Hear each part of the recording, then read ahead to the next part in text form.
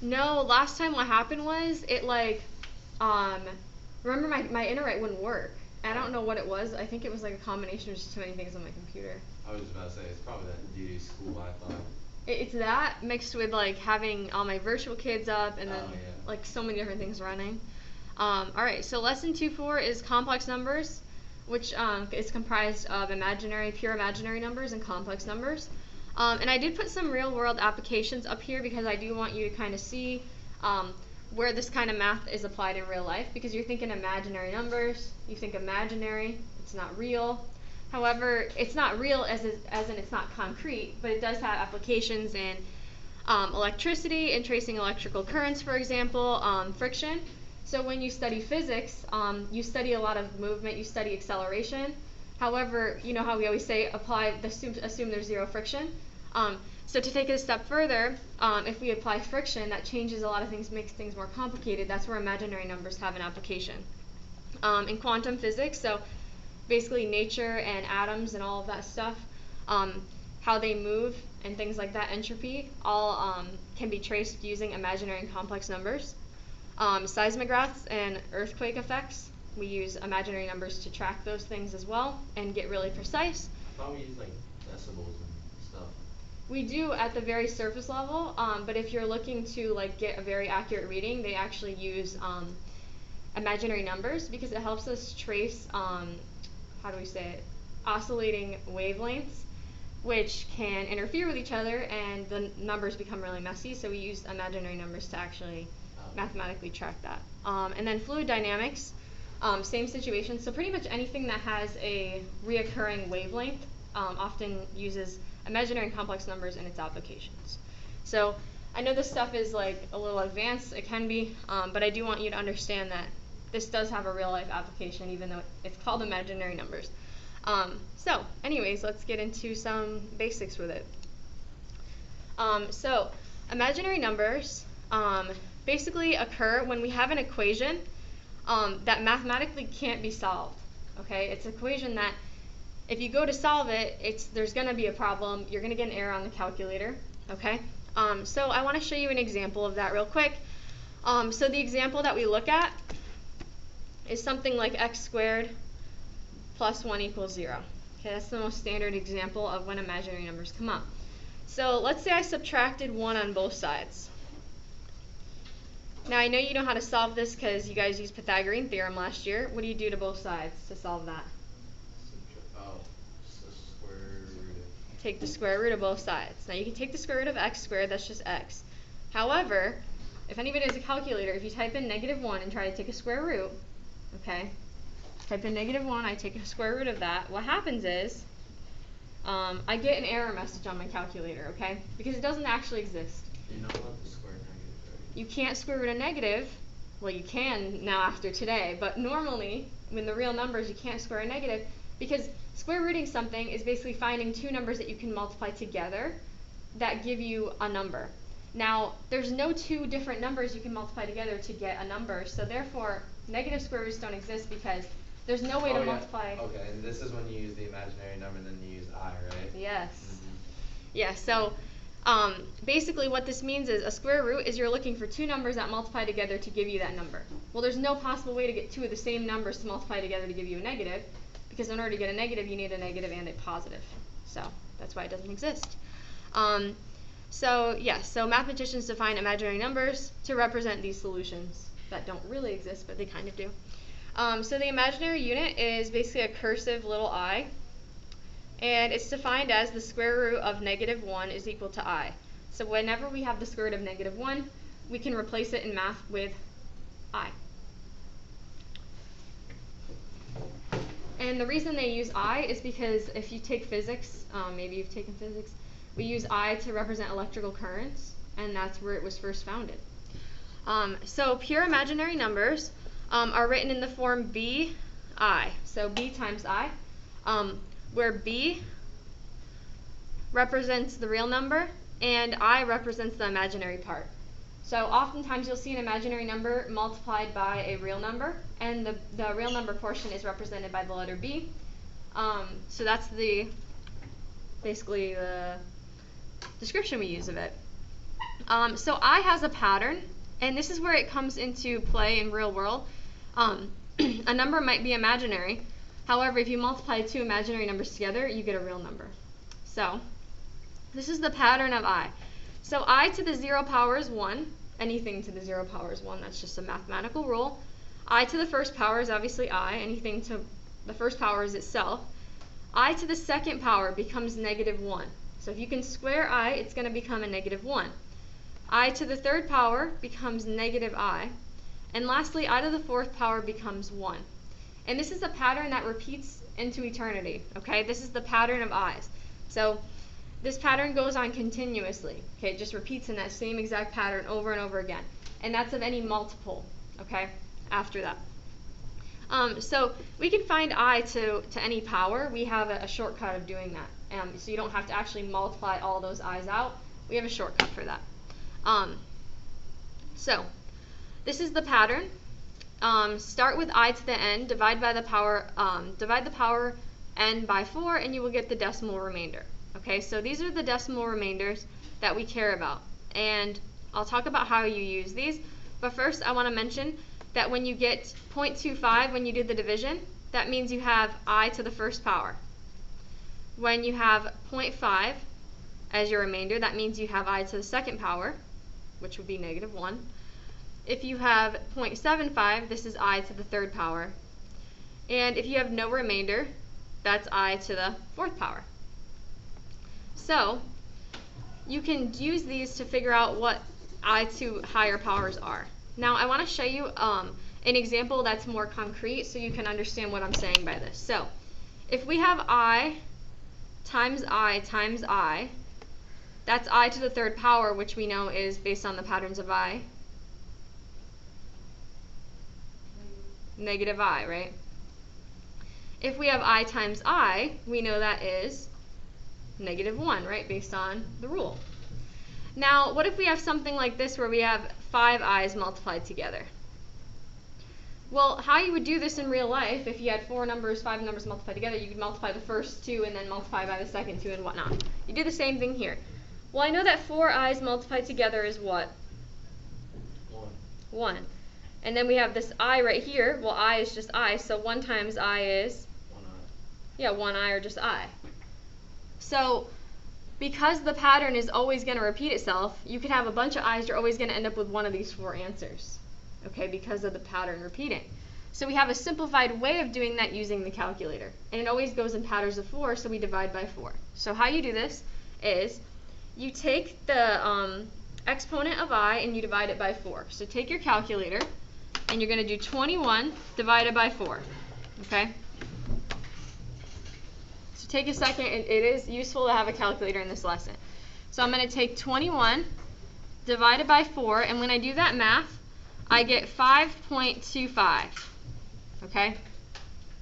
So confirm that you get that with me. All right, so which one of these decimals do we match up with up here? What is our decimal?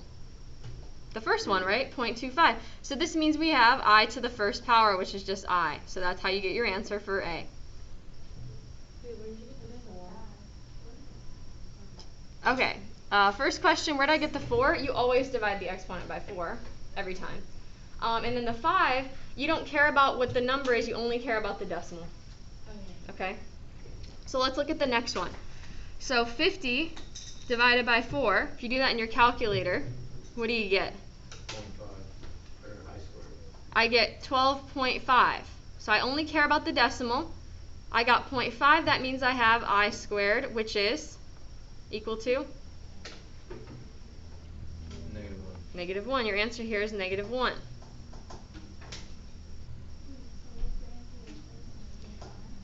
The first one's just I because we had I to the first power. And the rule for I to the first power is just I. So you got to look over to the chart. Okay. So let's try the next one. So for the next one, we have 147 divided by 4.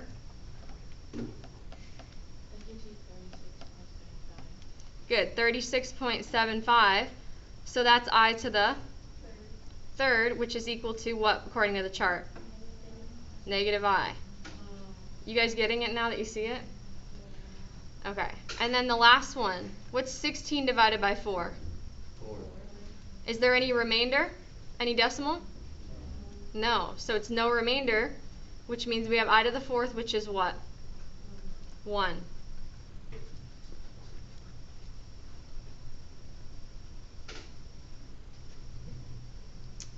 Make sense? Or do you guys want to do a few more? Okay, we'll do a few more. It's very abstract, but it's not difficult. It's just abstract. I guess that's the best way to say it. All right, let's try another one. I'll talk you through the process again. Let's try I to the 22nd power. So we want to check what that is. We take 22, divide by 4. You always divide by 4, yep. And when we do that math, we get 5.5. Will you always get a clean or one of those clean decimals? Always. Anytime you divide something by 4, you're either going to never get a remainder, you'll either get 0.25, 0.5, or 0.75, always. Dang, that sounds So you always divide it by 4? Always. Always divided by 4. Every single time. It's never going to change. Okay. We take this decimal and we look at the chart. This tells us this is I to the 2nd, which is -1. Wait, so if we just memorize the chart, we basically have this, like, down? Yeah, you don't have to actually memorize the chart this year. Any other year I would say yes, but because all your tests are at home, as long as you have the chart at hand when you take the test, you're fine. It's only like 4 things, not much. Yeah, I mean, it is helpful to remember. Like, I kind of just learned to remember it after taking, like, the class for a week or so. You kind of just remember it. But it's not necessary that you do. You want to try another one before we can move on? Let's try I to the 31st. So we take 31 and we divide by 4. And when I do that, I get, good, we get 7.75. All we care about is the 0.5, which means we have I to the 3rd, which is equal to negative I. Okay, that makes sense. You get in the process now? So you only care about the decimal portion of your number, and if your number doesn't have a decimal at all, it's just I to the 4th, which is 1. So basically, this is like a shortcut. Instead of multiplying I out 22 times and pairing it up into groups of 4, getting 1s, and then whatever you get left, okay? That's just a kind of a speedy way to do it, basically. All right, so you guys ready to move on? All right. So now we're going to talk about negative square roots. So basically, up to this point, anytime you got a negative square root, we weren't able to solve it, but now you're going to be able to. And this combines your skills from other math classes in order to simplify square roots, and now learning about imaginary numbers. So I do want to preface this that we're not going to spend as much time learning how to simplify square roots as we have in past math classes. So if you're still having an issue with that, I will post a link to a YouTube video on my eCampus for additional help. So first thing you always want to do when you have a negative square root is you're always going to rewrite it as whatever the positive number is, whatever the positive version of that number is, times the square root of -1. Okay, that's always going to be your first step. Now, if you look at the very first part of your notes, the middle, what did we say the square root of -1 is equal to? I. So I can replace the square root of -1 with the letter I. Now, this is where we have to simplify square roots. So there's 2 main ways that you've probably learned this in your math career. You probably either separated it into a perfect square and the other number, and then simplified, or you do a full factor tree. So whatever method you learned you're comfortable with is fine with me. So I know that 32 breaks up into 16 and 2. So what is the square root of 16? 4. So it's 4 radical 2 times I. That's the simplified square root. And how you rewrite this typically, now this isn't wrong, but you usually want to put it as 4I square root of 2. So you just put the I next to the number. It's not wrong to leave it like this. However, oftentimes if you're going to see a multiple choice, they're going to write it like this. So I just want you to be aware of that because it's just multiplication. Now, you know how we talked about in the third box, a pure imaginary number is always written in the form b times bi. You see that part of your notes? Where b is the real number part. So this right here is the b that I was talking about in that part of your notes. Okay, that's the real part. The I is the imaginary part. So if you're ever asked to identify the real part, you just take whatever you have, take the I out of it. Okay? So let's talk about the next one. So I'm going to break this up into square root of 16 times the square root of negative 1. What is the square root of negative 1 equal to? And what is the square root of 16? 4. So we have 4 times I, which is just 4I. So this is your b value. That's the real part of your imaginary, if they ever ask you that. That's from this little box on your notes right here. The pure imaginary number, that's what I'm talking about. Okay, so the next one, once again, it's going to be square root of 80 times the square root of negative 1. What's the square root of negative 1? Good. Now, a few ways you can do this. You can try to find the largest square root number that goes into 80. So you would divide by like 36, doesn't work. You divide by 25, doesn't work. 16 does work, right? So it breaks up into 16 times what? Yeah, 16 and 5. I take the square root of both of these. What's the square root of 16? So this is 4 radical 5 times I. And you can rewrite this as 4I radical 5.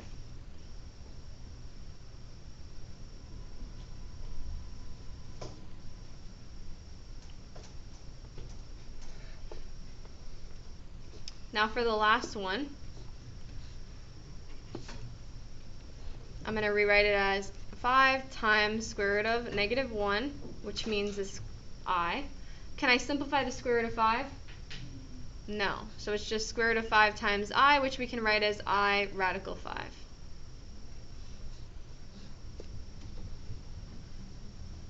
So like I said, it's not difficult, it's just abstract.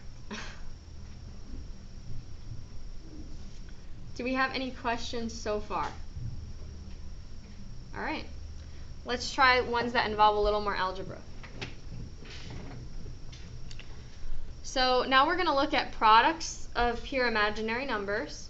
So how you do this is when you look at products of pure imaginary numbers, I want you to often treat I like a variable. Okay, you're going to think of it like it's x in some cases, and that's going to help you solve and deal with it. Okay. So let's pretend you were going to multiply 3x times 4x. Well, what would that be? 12x squared, right? Because you got 2 x's, you multiply the 3 and the 4. You can do the same thing down here.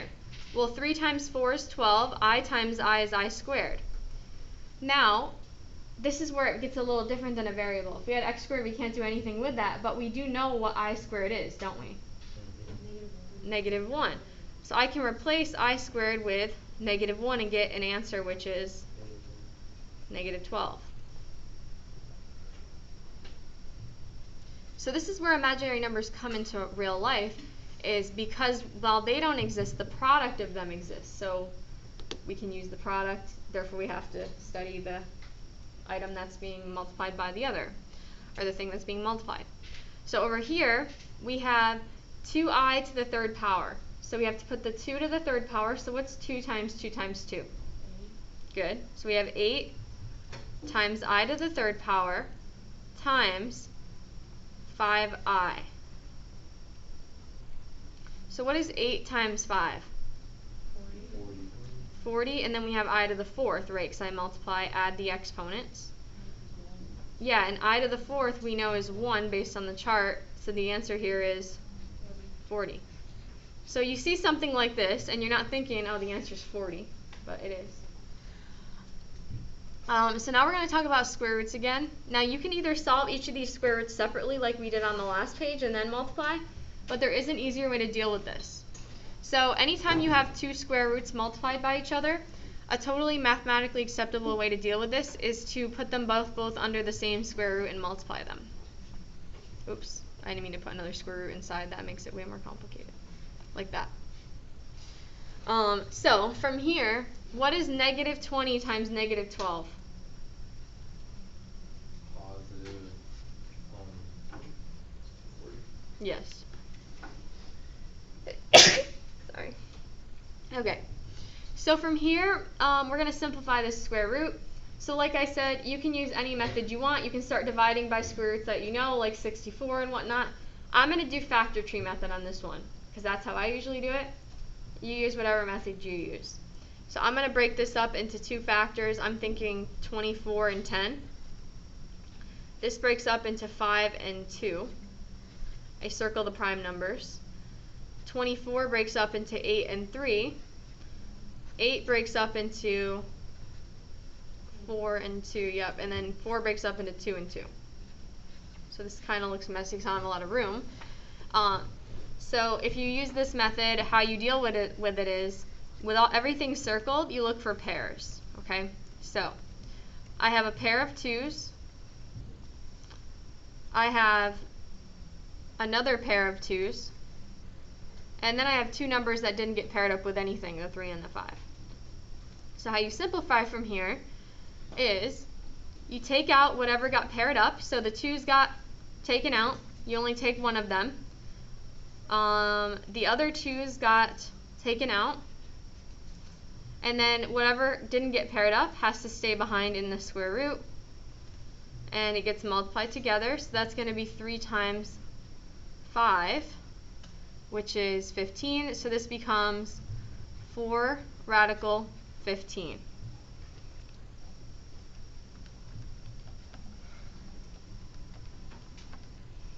So that would be your simplified square root here for this one. You scared me. The other, all I saw was like something. It looked like something was like flying in the room for a second. So the square root of 240, you can also do 16 times 15. The square root of 16 is 4, so it would be 4 radical 15. So whatever method you use, I don't care. It's your life. Anyways, let's move on to this question. What is negative 6 to the second power? 36. Good. And what's I to the second power? Yeah, negative 1. So your final answer is negative 36.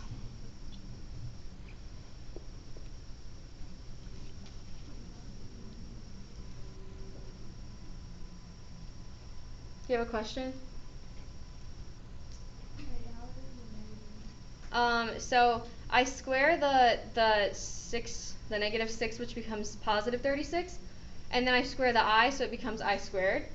And I know that I squared is equal to negative 1 according to the patterns of I chart. So I can replace I squared with negative 1, and then I do the multiplication. Make sense? All right, let's move on to this one. So I to the second power, because I put this to the second power, times square root of 3 to the second power, times, what's negative 8 times negative 8? negative or positive 64. Good, times I squared. Anytime you take a square root and put it to the second power, you basically just eliminate the square root, so it just becomes 3. You guys remember that? No? Calculator will tell you that too if you forget. You can take 3 square root and then hit squared, and it gives you 3. So this becomes negative 1, right, times 3 times 64 times negative 1. I'm going to multiply these two together and these two together. That gives me negative 3 times negative 64, which gives me, I think it's 192. Yeah, positive 192.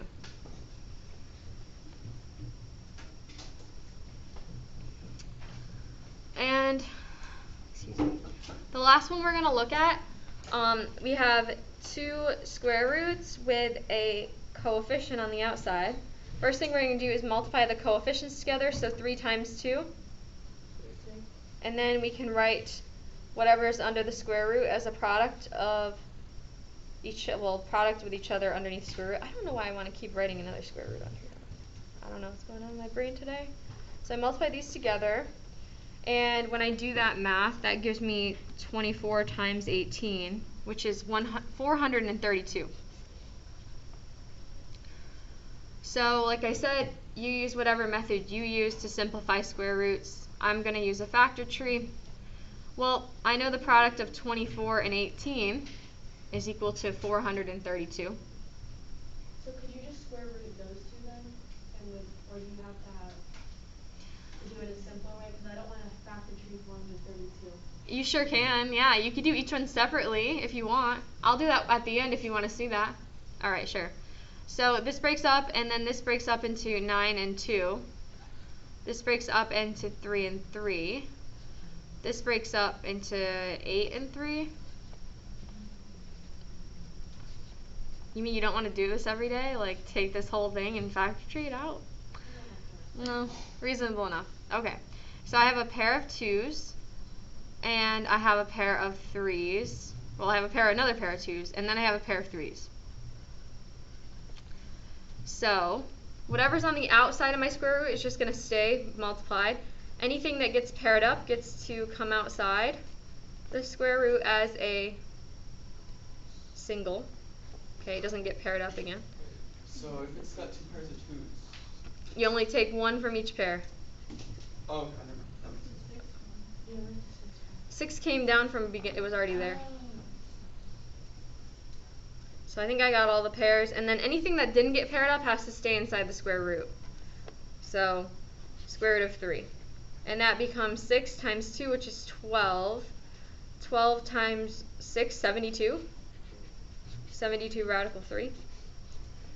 Now, by popular demand, I will go back to the beginning and do it the simpler way, okay?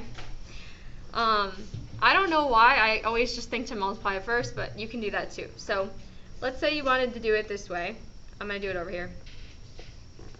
Oh, that was a terrible box. We're just going to not draw that. Okay, never mind. Anyways, I'm going to do it over here. So it's 3 radical negative 24 times 2 radical negative 18. We can rewrite the square root of negative 24 as positive 24 square root times the square root of negative 1 times 2 times the square root of 18 times square root of 1, right? Now I know the square root of negative 1 is I.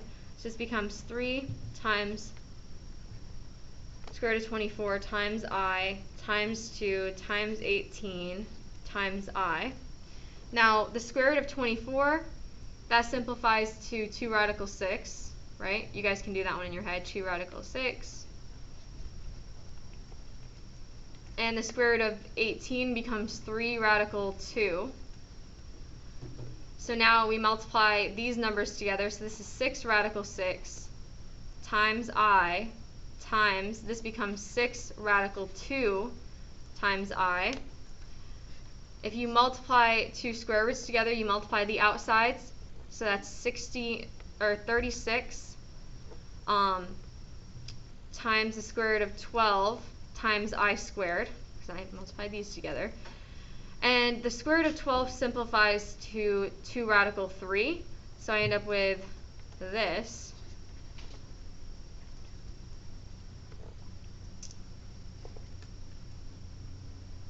Which becomes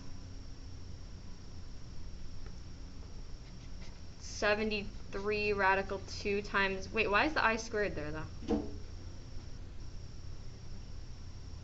I. That's the only thing that's off about this. Otherwise, the math is right. That's why I don't like doing it this way. It's probably more work now that you see. Yeah, so we multiply together, they become positive in the inside of square root.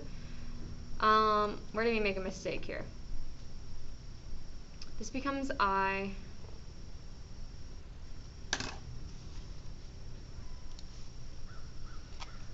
So these are both negative. I forgot about that exception. So if you multiply 2 negative square roots together, even though it becomes positive under the square root, you still have to make it negative, because if you were to do them individually, you're going to get that I squared on the outside, which makes it negative.